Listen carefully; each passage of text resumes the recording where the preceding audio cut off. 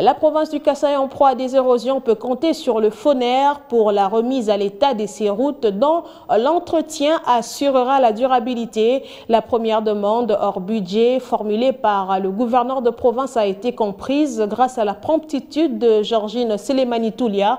Le fonds décaissé a permis aux Kasaïens de stopper l'élan des érosions ciblées par les autorités. Ils ont des routes sauvées des justesses qui font leur bonheur.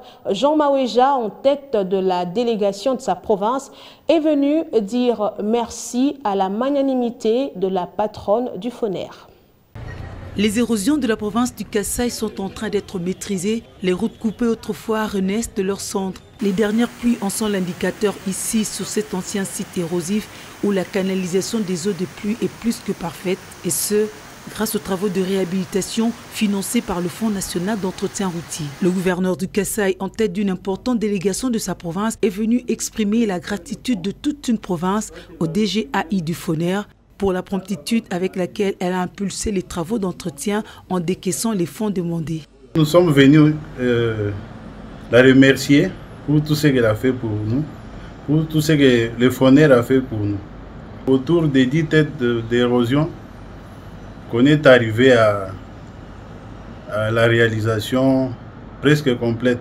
Il y avait des routes qui étaient coupées, à l'exemple de Kajiba. Mais maintenant, avec l'aide de FONER, l'OVD a travaillé dessus. Les véhicules passent, même les gros porteurs peuvent passer par là. Une année civile se termine, une autre commence, occasion pour le gouverneur Maweja d'étaler le besoin de sa province. La nouvelle équipe du FONER, via son DGAI, ne ménagera aucun effort pour faire revêtir le Kasaï de sa plus belle robe d'antan, a rassuré Georgine Selemani-Toulia. Et ça nous a coûté au-delà de 1 million, 2 millions à peu près. Et chose qui n'était pas prévue dans notre programme, mais par les efforts du FONER, parce que nous avons un objectif de mobiliser encore beaucoup plus de revenus, et c'est ça qui a permis que nous puissions intervenir promptement. Le Grand Kasaï a été délaissé, mais avec la nouvelle équipe, nous avons ce souci-là d'intervenir de plus en plus et que cette province devienne comme des autres provinces, là où on peut se sentir à l'aise quand on roule.